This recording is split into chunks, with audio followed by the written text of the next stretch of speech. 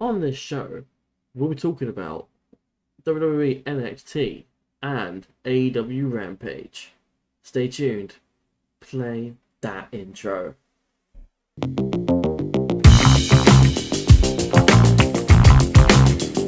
Hello, everybody, and welcome back to the channel. Welcome back to HCW Show Squared, the show where we take the usual HCW show, mix in a bunch of chemicals, turn it sideways, and stick it straight up, you know what. Expanding it to the power of, you guessed it, 2. My name is Dan, DP, or as we all say, DPZ. Yeah. And without any further ado, well, actually no, firstly, how are you doing? Are you okay? How are you in? It's been a very hot week if you're in the UK. Very humid as well. It's not been great. But before we get going, please be sure to give us a follow on the platforms that we use. So above my head, I'll get this wrong. Up here, there we go. We have our Twitch, our Instagram, our Threads, our Twitter or X now, and our Facebook. And also, if you feel so inclined, my Twitter is beneath as well. Give me a follow if you want. Up to you. I'm not going to force you. But without any further ado, let's just crack into things. And we start things off with WWE NXT for the 5th of September. So we kick things off, surprisingly, with the NXT Women's Championship match. Tiffany Stratton, champion, taking on Kiana James. Tiffany wins, retains with the prettiest moonsault ever. That's the name of her move, not my opinion. Post-match, though, we get a video, and this is the main thing, I think, about this match. Post-match, we get a video promo from Becky Lynch. Becky wants the NXT Women's title and is going to challenge for it next week in the main event. I rated the match 2.5 stars. It was slightly concerning because this was the opening match and there was no entrances, so it kind of gave you an idea of what they thought about this match and how they actually sort of disregarded it. Even though Kiana has got like a good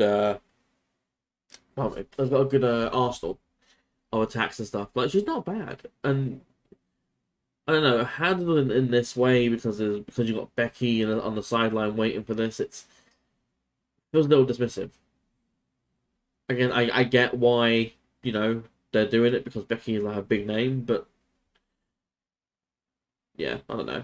Kiana shows potential, but as well, like saying that Tiffany could be the next big thing within, WWE women's division. But yeah, it's also kind of strange to me how they've decided to do Tiffany and Becky next week rather than at the pay-per-view, which makes me think there's going to be some sort of, kind of funky finish to end things out in that match. So maybe someone else gets involved, or Tiffany retains via cheating, or DQ, or, what I mean, anything like that. But moving on, we go backstage. Diamond Mine are here. They're happy to be back, and they put the tag division on notice. Unfortunately, the notice is recognised way too early, and here come Tony D'Angelo and Chandler Lorenzo, tag champs. And the Creed basically just thanked them for looking after Ivy Nile half a week back with her stuff with the schism. Following this, enter Manic Blade and Idris Enofe. They're a team as well. The Creeds basically don't deserve a title match according to them, and that they do instead. And that's where it ends for now. Don't worry, we're coming back to it. So we go on to the match of the night. The next match of the night. We have Ilya Dragunov taking on Oro Mensah. The match that was set up last week because Oro inserted himself to essentially protect or to prevent Noam from wrestling. But yeah, Ilya wins with a Torpedo Moscow. Post-match, Wesley comes out and he's here to cut off Ilya celebrations. He speaks in guarantees. He speaks like, oh, I'm going to be next in line. Don't bother trying to Carmelo because I'm next. But don't worry, when I win the title from Carmelo, you're gonna be next. Do like my first defense. Ilya's not pleased with this and says he's not afraid to fight Wes. This causes Carmelo to come out, saying that neither Ilya nor Wes have asterisks next to their title losses, because obviously there's claims and rumors that Ilya lost because of Trick with the briefcase. With the title, sorry, like because he ran into the title, and then there's also claims that Wes lost because he went head first into a barricade, and that both severely took him out of the matches, and then Carmelo capitalized on that. But yeah, apparently Carmelo has spoken already with GM Shawn Michaels, which I'm guessing that's what we talked about last week at the very end of the show. And he confirms that Ilya will face Wes, and that the winner will face Carmelo for the NXT title at No Mercy. I rated this 3.25 stars. I like this match. I really did like this match. These two just kept going at each other, and it was fun to see. Ultimately, Ilya wins because why wouldn't he? He's Ilya. The mini feud with Metaphor is going to be interesting because post No Mercy, because right now obviously you've got Ilya, with Wesley and Carmelo and stuff. So it'll be interesting to see if this mini feud is actually something that's going to come to fruition. But now I'm thinking that Wes wins against Ilya because of Metaphor interference. But saying that, Noam's got a match already for No Mercy against whoever wins the Global Heritage Invitational. So maybe it's nothing. Who knows? Anyway, moving on. We go backstage. Dominic Mysterio is reading the WWE Rulebook, official in-ring rules, policies, and procedures. Bear in mind, he's been on the roster and the main roster for a couple of years now, and he still does not know them. But he throws the book away to the side before admiring his custom ref shirt for later on tonight. He's got a purple and black striped shirt, which looks pretty nice in all fairness. So we remain backstage. We've got an interview with Nathan Frazier. Nathan basically references his basically self-whiplashing from last week, where he ran so fast between the ropes that his head got caught in between the ropes, and then just sort of rebounded off it. But he's not ready to slow down just yet. Moving on. We remain backstage. Thea Hale was here, and she's hanging out with JC Jane.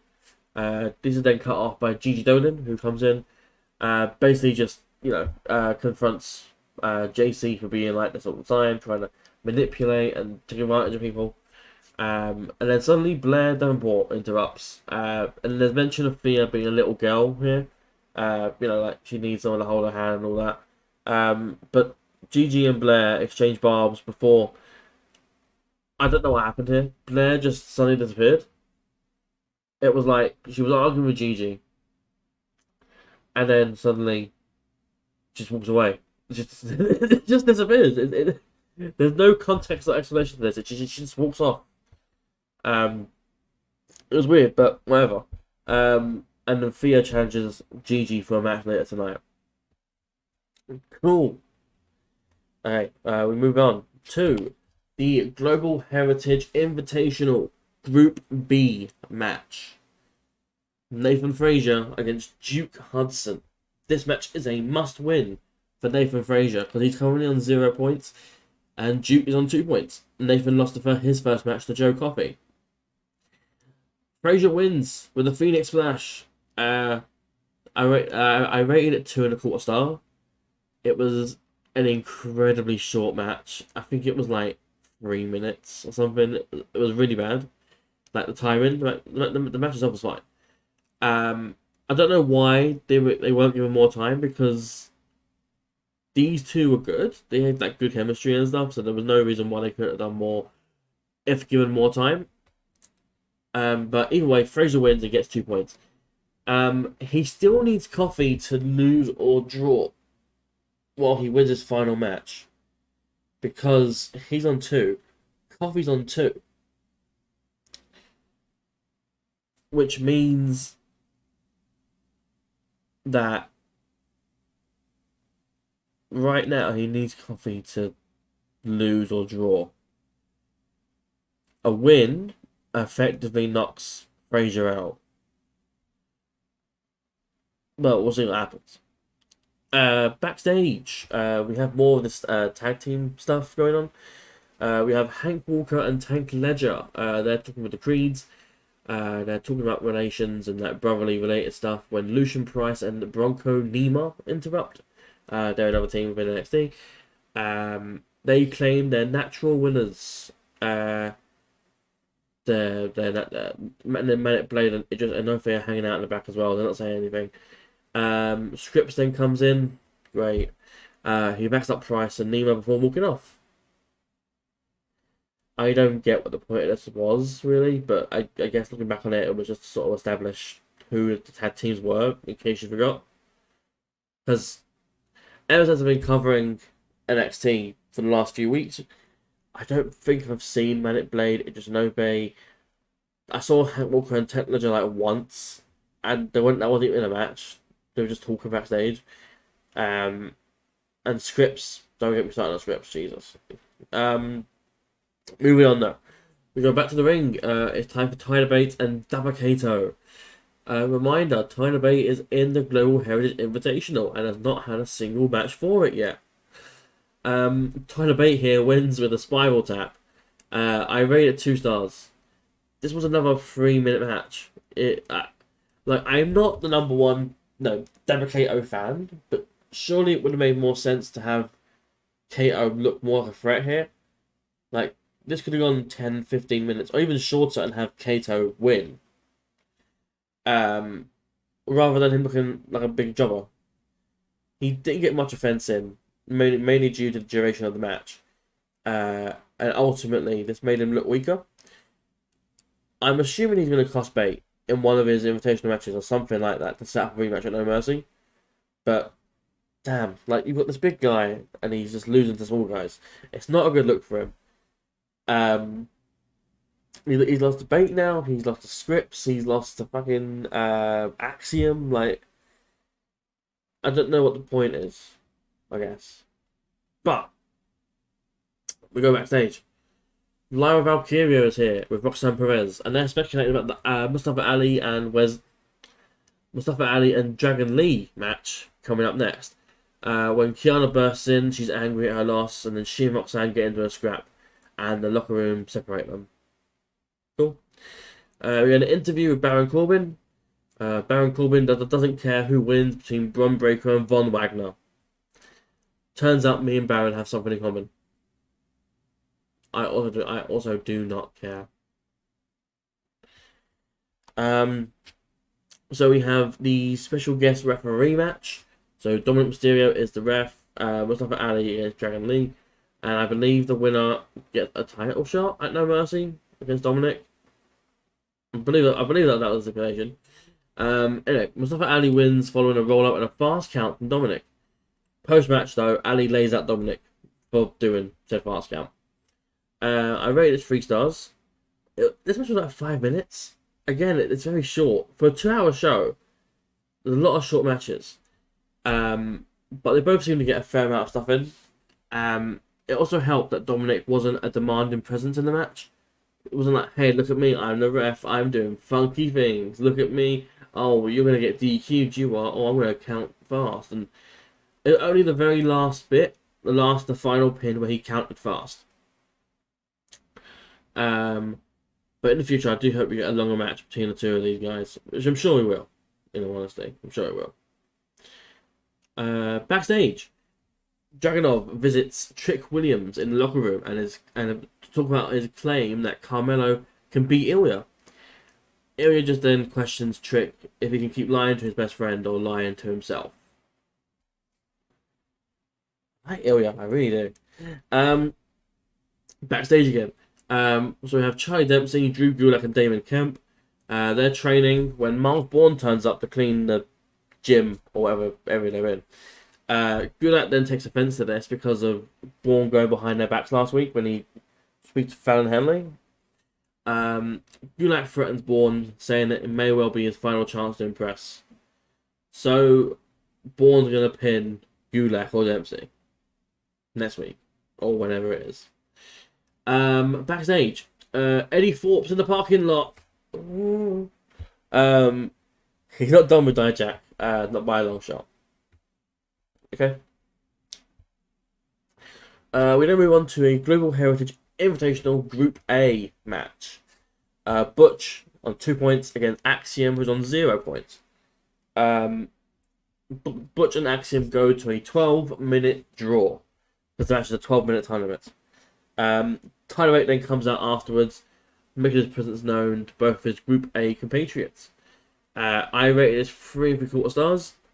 I can confidently say this was match of the night, and there were still 2 matches to go by the time I wrote that. The guys killed it out there, and the draw only leaves more to be desired between the two of them.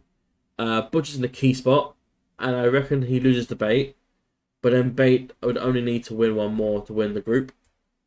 So it's a weird little dynamic. I don't know who wins Group A. Group B, I'm pretty sure it's Coffee. Or not pretty sure, but Group A is a bit of a weird one. Dempsey's not winning, obviously. Bate has done nothing so far, so he's still on 0. He's not at a single match for this. Axiom is on 1 point now, having drawn 1. But he's only on 1 point. And then you have Butch at the top with 3 points. He beat Dempsey, and now he's tied with Axiom. But he's probably going to lose to Bate. And then that would leave Axiom with Dempsey. I don't know who wins between Axiom and Bate. I think Dempsey gets 1 win. I don't know who against. But he's already lost to Butch. But I don't know if he beats Axiom or Tyler Bate. So, that's the weird thing about it. Anyway, Group A is much more interesting to me than Group B is. Anyway, backstage, Von Wagner is having an affectionate moment, a seductive moment. He's talking about how he doesn't want to let them down and never give them up and, turn around and desert you. And then it turns out he's flirting with a table, of all things. Backstage, the family, D'Angelo and Lorenzo, are still in the locker room with the other teams, and Channing seems concerned about the number of teams that have come forward until D'Angelo calms it down. And then Los Lothaриos appear. They make their claim to the titles, and then punches a throne, which leads to everyone getting in a fight, because that's how locker rooms work. We move on to... Where's it gone? There we go. The next match of the night. Gigi Dolin against Thea Hale. Thea wins with the Kimura lock for the submission win following a Blair Davenport interference. I rate this 2 1/4 stars. Again, short match. I don't know why they need to be this short. You've got a 2-hour show. When NXT was 1 hour, this would have made more sense. But going on to the match itself and the ideas and concepts of the match, the idea of a darker or edgier Thea Hale is appealing. But the union with JC seems like it'll be short-lived for the eventual reunion of Chase U when Thea recognizes the error of her ways. I'm also not against it, but Thea exploring her options is always going to be a good thing for someone like her and of her age. Backstage, the Creed's locker room has been trashed, but they're glad to be back. Backstage, Lyra Valkyria is talking with Kalani Jordan. When Dana Brooke gets involved and gets jealous, she tries to clear off Lyra. Lyra takes exception to this, and then they set up a match between the pair of them. I think it's been accepted. I don't know. Tiffany Stratton is on Twitter X or something like that. But she's filming from like a stairwell or something. I don't know. It looks like a fire exit. Anyway, she hyped up the match between herself and Becky Lynch for next week's main event, and then finishes it off with "Bitch." Toodles. We move on to the main event. Can't wait for this one. We had Von Wagner and Bron Breakker in a no DQ match. My voice is going. We had Von Wagner and Bron Breakker in a no DQ match. Bron Breakker wins with the spear. Post match though, Bron attacks Von and lays him out, placing his head on the steel steps base. Bron then grabs the upper part of the steps and proceeds to hit Von's head on the steps for a concerto.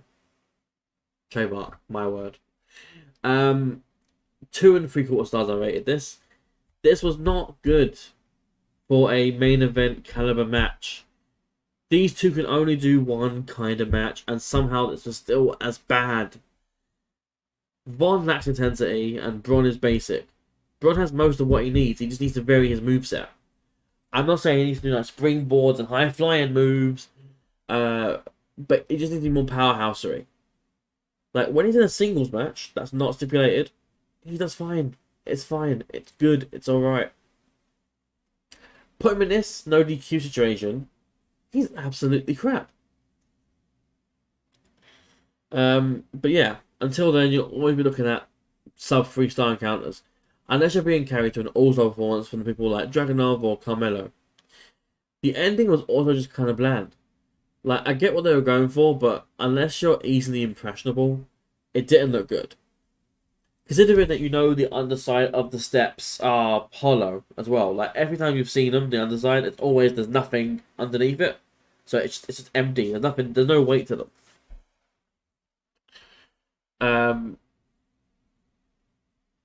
But yeah, so there's nothing really there. For me, this was a weak match for what it should have been or even could have been. But that's what I've come to expect with Von Wagner matches. Maybe we get an extended leave of absence for Von Wagner, because that would be nice. And that brought an end to NXT. Is Von dead? Is he critically injured, or is it fake blood or ketchup? In that social media post that WWE put up regarding Von in a stretcher. Who knows for certain? All I know is that I'm ready for next week to see Wesley and Ilja Dragunov, because that should be fun. We're going to move on quickly to NXT Level Up for the mini review for the Global Heritage Invitational.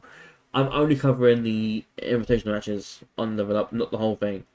It is only half an hour, or an hour, whatever it is, but even still, I'm not covering those matches. I'm covering just the Invitational. So we had a Global Heritage Invitational Group B match. Joe Coffey against Akira Tozawa. Coffey wins with the all the best for the bells, the discus lariat. 3 stars. It was a decent match. There was nothing to shout about, but it was worth noting that Tozawa keeps putting in good performances. Yeah, he's barely used on the main roster. Oh, mate. But yeah, Coffey seems to be the guy to beat in the tournament. Seems to be, him. But it would be interesting to see Coffey and Dart No Mercy. So that's something I'm a bit excited for, if it happens. So the current way things are looking, we have Joe Coffey on 4 points, 2 wins. He has 1 match left. Behind him, you've got Frazier and Hudson on 2 points each with 1 win, 1 draw. Well, sorry, 1 win, 1 loss, sorry. And then you have Akira Tozawa, who's at the bottom, with 0 points and 2 losses. Akira Tozawa is officially out. He's out. He can't have anything to do with this now. It was still his last match with Coffey. Not Coffey. With who did you face? Who did Akira face? Akira fought Hudson, didn't he? So Frazier is the one he's not fought yet. But yeah, and then the rest of it is a weird, funky little triangle. So Coffey's on 4 points. And has 1 match left. Everyone had 1 match left, basically. Frazier's on 2 points. Duke's on 2 points. Duke is due to face Coffey. And Frazier is due to face Tozawa. If Coffey beats Hudson, guaranteed win of the group. There's nothing anyone else can do about it. If Hudson wins, he's got a tiebreaker over Coffey. And Frazier, if he beats Tozawa, in the world that Hudson beats Coffey, then Frazier would have a tiebreaker over Hudson. And Coffey would have the tiebreaker over Frazier. So it's a weird triangle. You got Coffey there, he's beating Frazier. Frazier's over here and he's beating Hudson. But Hudson's here and he's beating Coffey. There's no clear leader for this sort of thing. And I'm beginning to think that's the direction they're going, personally. And then Cesaro will lose, and Coffee will lose. Those are my opinions. If Coffee draws, even, or, if he wins or draws, he's going through. So, yeah. It'll be interesting to see what happens. But yeah, that was NXT Level Up section. So now we move on to the main event, which was AEW Rampage for the 8th of September. We start things off straight away with an AEW Grand Slam Eliminator Tournament first round match between Penta El Zero Miedo and Jay Lethal. Penta wins with the Fear Factor, which is like his package power driver. I rated it 3.25 stars. It was a solid match. It's not surprising when you look at who's involved in it. It was also a nice breath of fresh air because of the uncertainty of who actually win here. In hindsight, I'm not surprised Penta won, but I don't know why I was so uncertain about the match. I don't know. Either way, it was a fun opening match, and Penta moves on to face the winner of either Samoa Joe and Jeff Hardy. On stage, so naturally Jericho's on commentary as he always is for Rampage. And then Sammy Guevara comes out, says that he's pissed off at Jericho, and Jericho's pissed off at Guevara. Guevara wants to punch Jericho. Jericho wants to punch Guevara.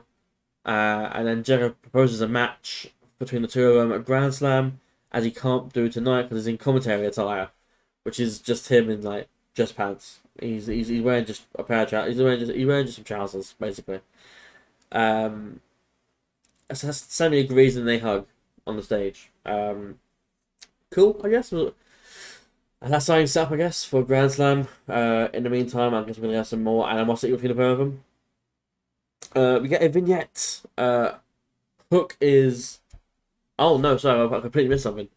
We had a trios match, Taya Valkyrie, Anna Jay, and the Bunny against Hikaru Shida, Sky Blue, and Britt Baker, DMD. Shida's team wins when Britt Baker submits the Bunny with the lockjaw. Post-match, Baker tries to talk to Shida, and Shida walks off, leaving Baker by herself. All of this over a shove, which wasn't intentional within the match itself. So, okay. I rated it 3 stars. This was a good, decent match. Baker and Taya redeeming themselves from that horrible, horrible match they had a few weeks ago. It was a good trios match by all accounts, and while it was nothing more class or anything like that, it was enjoyable, which is the main thing you want from this. I'm not sure I'm a fan of the Britt Baker Hikaru Shida feud that's currently brewing right now. I'm not sure if I've missed it or if it's something that's brand new. It doesn't feel natural, organic, or that it's even needed right now. So we get a vignette. Hook is glad that the FCW title is back where it belongs in New York.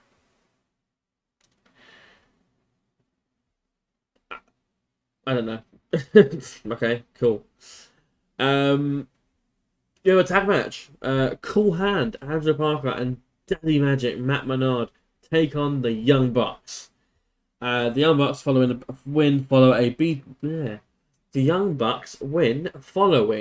BTE trigger to Menard. 1 3/4 stars. Honestly, this was lackluster for a Bucks match.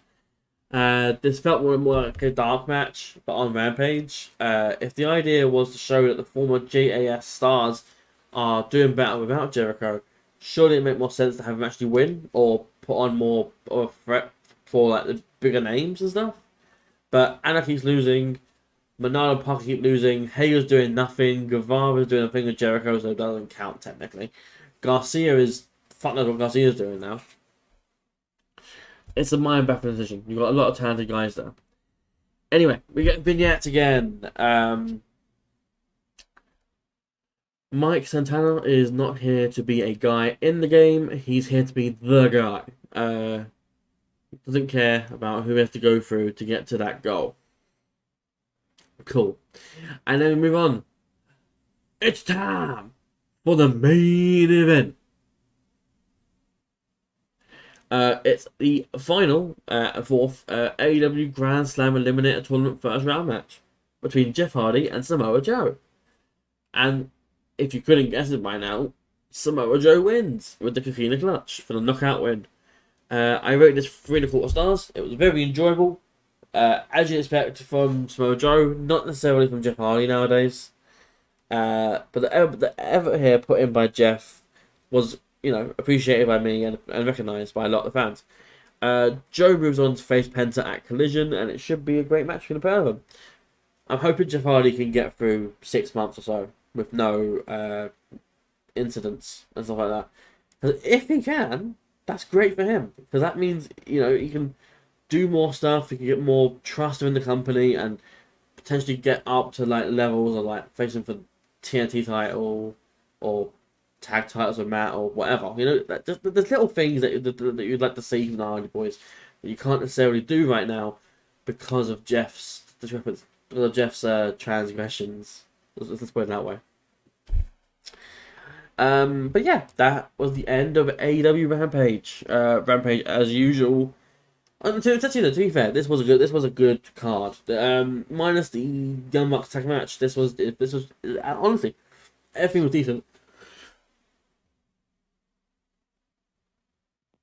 Everything was decent. Meanwhile, NXT had a lot of short matches, so it really depends on how you look at it. Rampage is a 1 hour show, NXT is 2 hour show. It depends on how you enjoy it and the various factors that come with both shows. But, like I said, that brings an end to AEW Rampage, and that brings an end to HCW Show Squared for this week. This has been episode 6. I've been Dan, DP, D, Queen, Z. Yeah! All our videos are above. Mine is below. There it is. Mine's over there. I'll get it right one day. And that's me signing off. Peace.